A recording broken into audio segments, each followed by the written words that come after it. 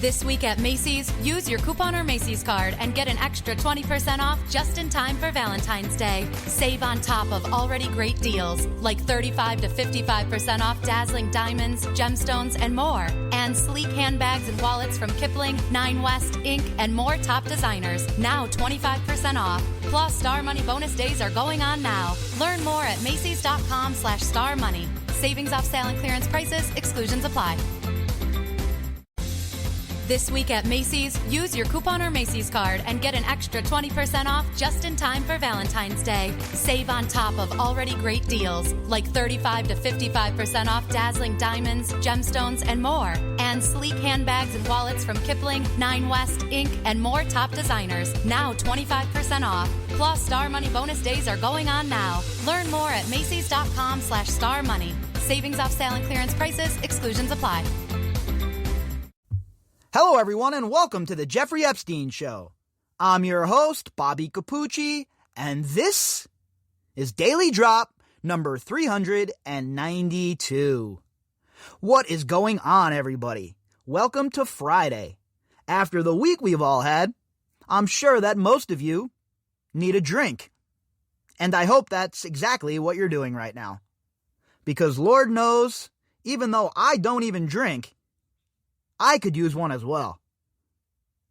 We have been bombarded with all sorts of earmuffs, guys, I'm about to curse, fuckery on our TV, and all sorts of stupid behavior from a bunch of morons. And in lieu of all of that, what happens? Well, the usual. The pitchforks and the torches are positioned against one another, and the jerk-off so-called elite kick back with their feet up on the desk, eating their caviar, laughing at all of us. So, I'm not going to get involved in any of that bullshit. You know what we're going to do? We're going to stay on target, folks. We're going to talk about Jeffrey Epstein. We're going to talk about Ghislaine Maxwell. We're going to talk about the remnants of their criminal enterprise. We're going to talk about the banksters that funded them. And yeah, of course, we're going to out the shitbird politicians that allowed it to occur. But one thing you're never going to get here on this show is any kind of partisan nonsense. At this point, I'm disgusted by all of them. There is not one single person in Washington, D.C. that I would vote for, folks. Not one. And in fact, moving forward, I don't even know if I'm going to vote ever again. I don't want to be part of this. This shit show on TV. This embarrassment that has the whole world laughing at the United States of America. I hope you're all pleased. I hope you're happy with your tribalism. Because it has us looking like some straight-up jack-offs. And what I witnessed on my TV for the last 8 months, including what went on in D.C., an absolute travesty. We have people who died for no reason. Who the hell attacks a police officer for no reason besides an absolute maniac scumbag? But that's what these people think is the proper way to get their message across. I don't know, folks, but what we're going to do is we're going to avoid that shit. We're going to let that simmer, and we'll get to it. We'll touch on it at some point. But I think with the way the emotions are right now and how high everyone's emotions are, I think the best course is for everybody to take a step back. And why don't we all take a step back and focus on something I think everybody can agree with, socialist or conservative or communist or whatever have you. And that is that Jeffrey Epstein was an absolute piece of shit, and he should have been brought to justice decades ago, but he wasn't.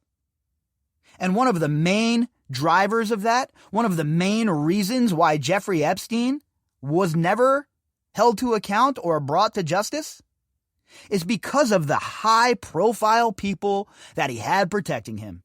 All the way up the chain when it comes to politics, to bankers, and to academia. All of these power players, in their own little way, work to make sure that their good pal, Mr. Moneybags Jeffrey Epstein, continued with his criminal behavior. And now we know Deutsche Bank already got clipped for $150 million. Well, now Deutsche Bank is getting clipped for another $100 million. This time not related to Epstein, but it goes to the heart of the matter that we keep discussing here on the podcast, the financial aspect of all of this.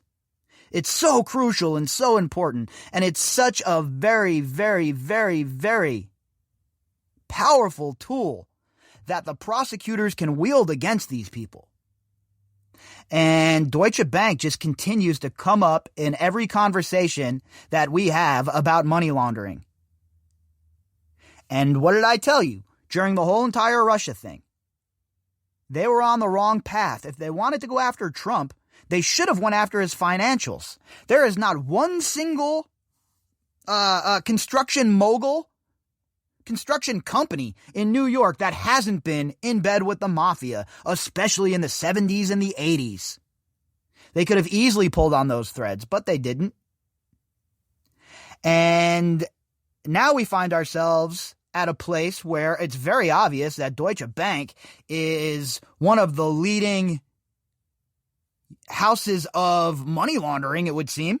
One of the institutions where there might be some regulations in place, but regulations that aren't followed. And we see that time and time again with Deutsche Bank. And in the article we're going to discuss tonight, it's the same story.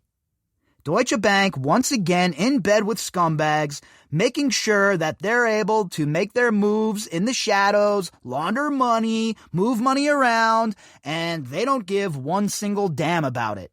Some more zeros in the bank account, that's all that matters. Make sure that a few of these executives get those nice bonuses this year. As the rest of us sit around and wait for crumbs from the government. It's such a joke and it's so disgusting, and I'm so sick and tired of banks and these sorts of institutions skating by. Big deal, $100 more million for them, huh? That's $250 million in fines in the last year. Do you think it matters to them? Do you think that the lights aren't going on at your local Deutsche Bank? They got plenty of money, folks. $250 million to these people means nothing. It means nothing. The only way to truly kick this shit into gear, the only way to really bring these people to heel, is to hold them criminally liable for this douchebaggery. It's the only way. Because you could slap all of these penalties on the institutions, you can tell them that they're going to be fined, but at the end of the day, what does it matter? It's not coming out of anyone's pocket. It's coming out of the pocket of the bank, the shareholders. You know, you. You own some shares of Deutsche Bank? Guess who's on the hook for all of this shit? You. But they don't care. The CEO, the board members, all of these division chiefs, they're all getting a fat-ass bonus. Meanwhile, there's a line 3 miles long at the local food bank near my house. Shit is all screwed up, folks. And I think that all of this rage is just directed in the wrong places. But like everything else here on the podcast, right? It's my opinion. You know, I might be completely off. But I don't think so. I think that people are damn mad, and I think with good reason. And it doesn't matter what side of the political debate you're on. People understand, no matter what side of the debate that they're on, that we're getting screwed. The problem is nobody can agree on how to fix that. So that's where the conflict comes in, right? Everybody has a different vision on how to fix that. So I don't know how to, maneuver and get everyone on the same page. But I'll tell you this much right now. These scumbags in the financial sector are the enemy of all of us. These are the people that are dropping 26% finance rates on you when you get a credit card, not your neighbor. These are the ones that are keeping you in financial slavery your whole life with your debt-to-income ratio and how far in debt our society basically moves you. So I think that there's going to be a time when people realize that they're being manipulated and that this financial system is put into place for the billionaires and the millionaires, and the rest of us are left to pick up the crumbs. And we see it time and time again. Every single time one of these banks gets one of these fines, it makes me angrier. When are these people going to go to prison? Is it ever going to occur?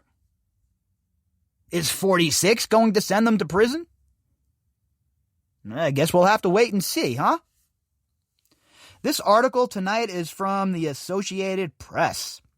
Headline: Deutsche Bank to pay $100 million to avoid bribery charge. And right there off the bat, I have a problem with it. To avoid a bribery charge? So what's the government extorting $100 million out of them? Look, you better give us $100 million or you got a bribery charge.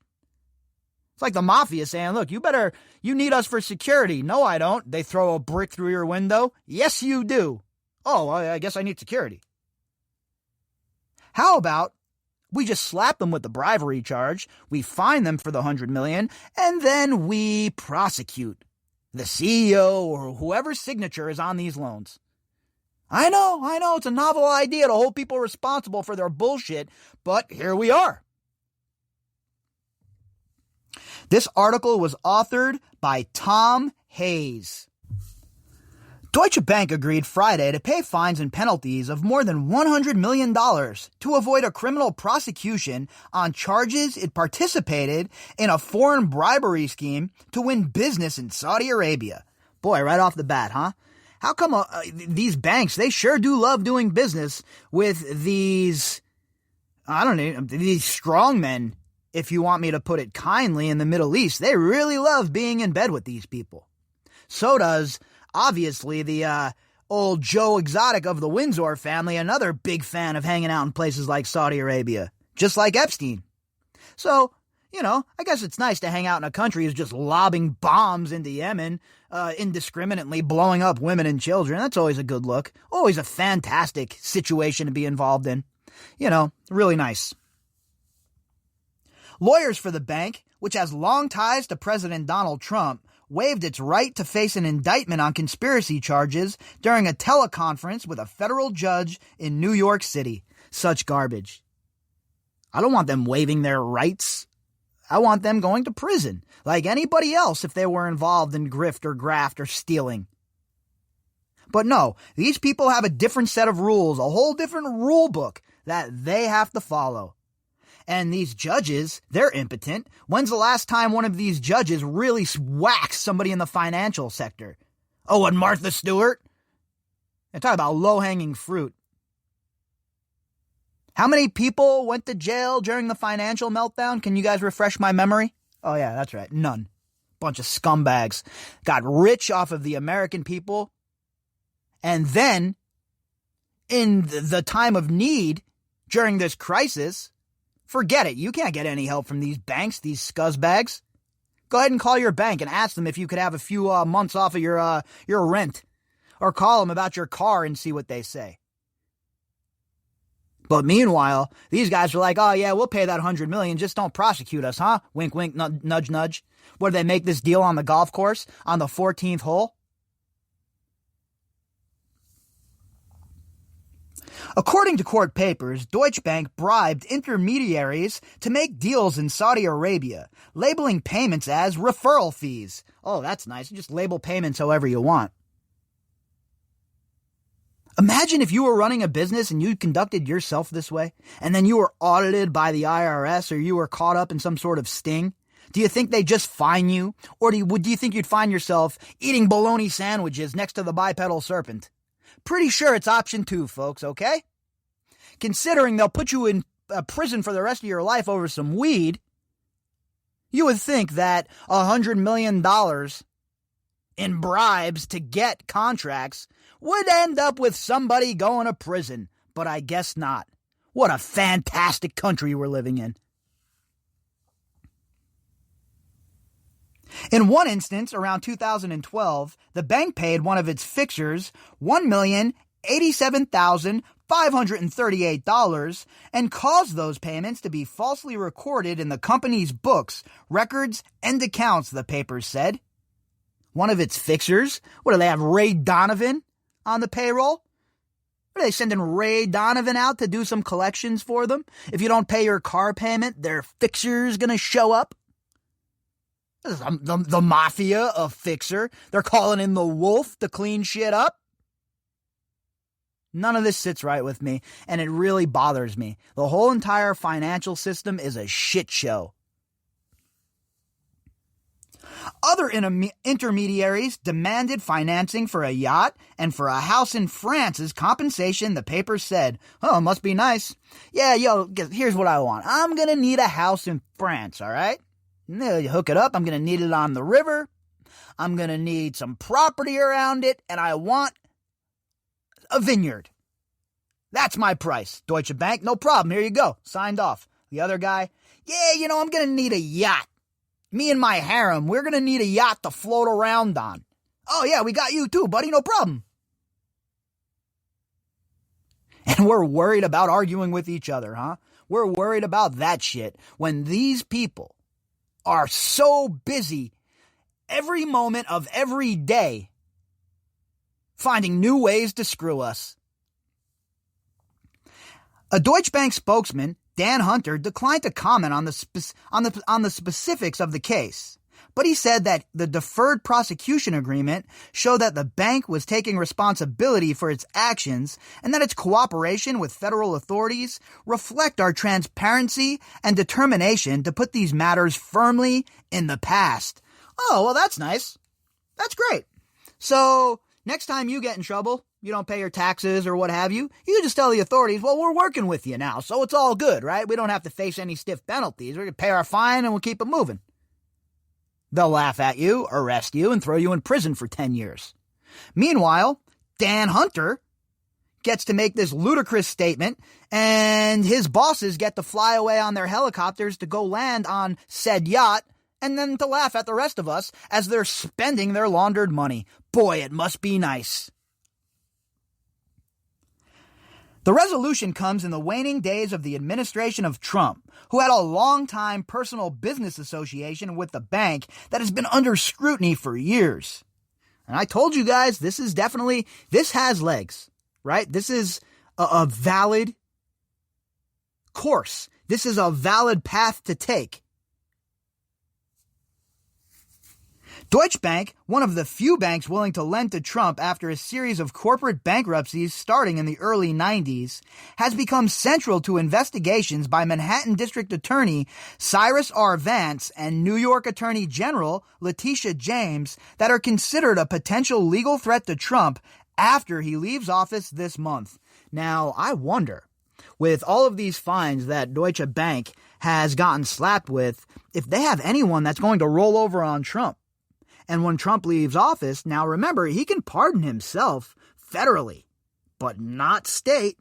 So I wonder if these prosecutors and Letitia James, the Attorney General of New York, are going to pursue this, and if they're going to pursue it vigorously, because this will be an absolute shit show. You want to talk about gasoline on the fire? Oh boy, here it comes. But if there is some there, and he is caught up with some sort of financial crimes, he should have to pay the price like anybody else. I don't care if you're the president. I don't care if you were the president. I don't care if you're the Pope or Jesus Christ himself. Vance and James, both Democrats, have subpoenaed the bank for documents related to the president. Trump has said the investigations are politically motivated. Yeah, I'm sure there's a little bit of that involved, right? But look, you could be the most ardent Trump supporter in the world, the Viking guy, right? Running around with the Viking hat on. But you have to understand that this is a man who has been involved financially in some really shady shit. And I think that the Attorney General of New York and Cy Vance, who I think is an absolute clown, by the way, are well within their rights to explore this. If there's some smoke there, if there's circumstantial evidence there, probable cause, it has to be investigated.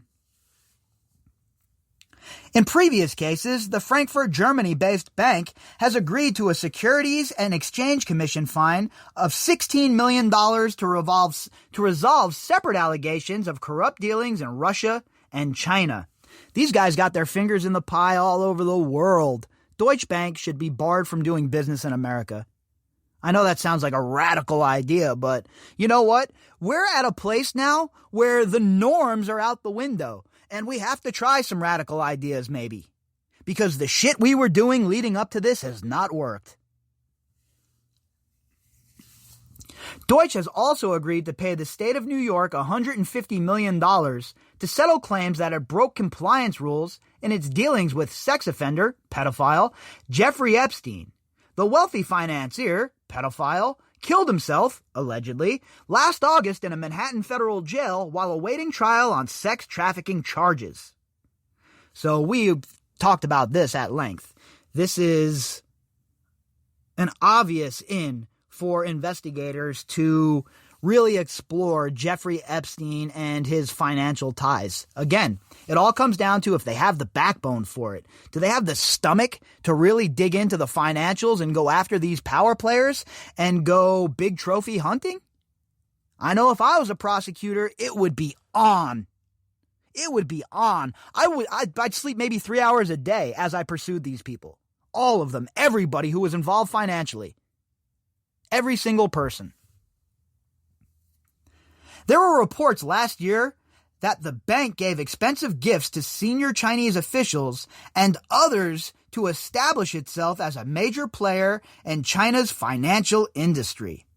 So we have Deutsche Bank running around basically committing all kinds of financial crimes globally, and all they get is a slap on the wrist, a fine. None of these markets step in. None of these institutional watchdogs step in to slap them down. Oh, we're going to give you a fine. And then where does that money even go? It goes into the black hole of more bureaucracy. That money should go into some sort of fund or, I don't know, somewhere. Not back into the bureaucracy, that's for sure, considering you idiots are the ones who put these laws on the books that they're navigating and loopholing. So when do the elected officials start to share their part of the responsibility for how screwed up the financial system is? Now, moving forward, they have passed the anti-money laundering legislation in the NDAA. So, we'll see, right? You know me, very cynical, wait-and-see approach.